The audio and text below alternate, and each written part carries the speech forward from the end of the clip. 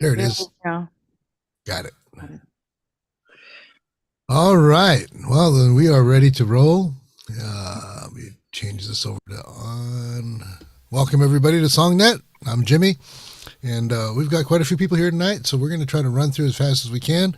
Our guest speaker is Joanne Ledesma, and she's going to be talking a little bit about getting stuff placed. And it's more than just getting stuff placed in film and TV because there are opportunities all over the place.